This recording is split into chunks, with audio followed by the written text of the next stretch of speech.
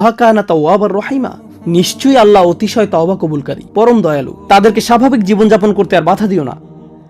তারা বড় একটি ভুল করেছে, কিন্তু এখন তাদেরকে অন্য সবার মতো স্বাভাবিকভাবে চলতে দাও। তাদেরকে আর অপমানিত করো না। যা করার তা ইতিমধ্যে করেছো। পরবর্তীতে যখন শাস্তির আয়াত অবতীর্ণ হয়, এমনকি তখনও 4 জন সাক্ষীর প্রয়োজন ছিল, তো পরবর্তীতে আরো কঠোর বিধান অবতীর্ণ হয়। যদি এর পরেও কিছু ঘটে, চাবুক পেটা করতে হবে, কষাঘাত করতে হবে। কিভাবে তা করা হবে? হয়তো ভাবছেন চামড়ার তৈরি বিশাল এক চাবুক নিয়ে খটাস খটাস আঘাত করা হবে, ফলে মানুষটার পিঠ থেকে চামড়া ছিঁড়ে রক্ত বের হবে। এরকম কষাঘাত চলবে 100 বার।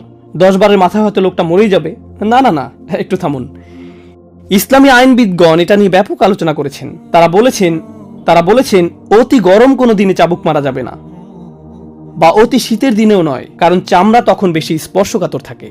রোদের মধ্যে দাঁড় করিয়েও নয়, কারণ আল্লাহ তাদেরকে এমন শাস্তি দেওয়ার ইচ্ছা করেননি। যে ব্যক্তি চাবুক পেটা করবে তার বগল যেন দৃষ্টিগোচর না হয়, সে যেন এভাবে পূর্ণ শক্তিতে না পেটায়। কারণ আমরা মনে করি শাস্তি যেহেতু দিতে হবে, তাই বিশাল দেহের অধিকারী মানবরূপী কোনো দানবকে নিয়ে আসতে হবে, সে কঠোরভাবে পেটাতে পারবে। না না, মূল উদ্দেশ্য এটা নয়। বস্তুত এ শাস্তি অনেকটাই আনুষ্ঠানিকতা মাত্র। ইসলামের ইতিহাসে এ শাস্তি বাস্তবায়িত হয়েছিল মাত্র, প্রসঙ্গত ইসলাম মহাদেশের পর মহাদেশ জুড়ে ছড়িয়ে পড়েছিল। আপনারা জানেন সেটা। গত 1400-1500 বছর যাবৎ কোটি কোটি মানুষ ইসলামের ছায়াতলে আশ্রয় গ্রহণ করেছিল। গোটা সময়টা জুড়ে সম্ভবত 3-4 বারের এমন ঘটনা ঘটার রেকর্ড পাওয়া যায়। আর শাস্তি কার্যকর করার মতো একটা উপলক্ষও তৈরি হয়নি। এটা ইসলামের ইতিহাস, মহাদেশের পর মহাদেশ জুড়ে। কিন্তু যদি কখনো শাস্তি দেওয়ার মতো উপলক্ষ তৈরি হয়, মনে রেখো চাবুক মারার সময় বগল যেন দৃষ্টিগোচর না হয়। শরীরের কোনো জায়গায় আঘাত করলে যদি তা প্রাণঘাতী হয়ে যাবার সম্ভাবনা দেখা দেয়, সেখানে আঘাত করো না। যদি আঘাতের ফলে শরীরের কোনো অংশ ফেটে যায়, দ্বিতীয়বার সেখানে আঘাত করো না। মুখে আঘাত করো না, স্পর্শকাতর কোনো স্থানে আঘাত করো না। এভাবে পুঙ্খানুপুঙ্খ নির্দেশ দেওয়া হয়েছে। কিন্তু এটা আসলে আমার খুতবার মূল বিষয়বস্তু নয়।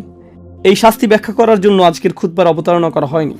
ব্যাপারটা হলো, আল্লাহ সিদ্ধান্ত নিয়েছেন জনসম্মুখে অশ্লীল কার্যকলাপ বড় ধরনের অপরাধ, কারণ এটা সমাজ নষ্ট করে ফেলে, তাই এর জন্য শাস্তি দিতে হবে। এখানে মূলনীতি হলো, বিভিন্ন ধরনের পাপ রয়েছে, কিন্তু আপনি যদি এমন ধরনের পাপে নিমজ্জিত হন যা সমাজ নষ্ট করে ফেলে, তাহলে এই দুনিয়াতেই আপনাকে এর জন্য শাস্তি পেতে হবে। আপনি এমন অনেক পাপ করি যা শুধু আমাদের নিজেদের ক্ষতি করে। এতে শুধু আমরা ব্যক্তিগতভাবে ক্ষতিগ্রস্ত হই, আর এর জন্য কিয়ামতের দিন আমাদেরকে আল্লাহর নিকট জবাব দিতে হবে। আমাদের সেজন্য এই পৃথিবীতে শাস্তি দেওয়া হয় না।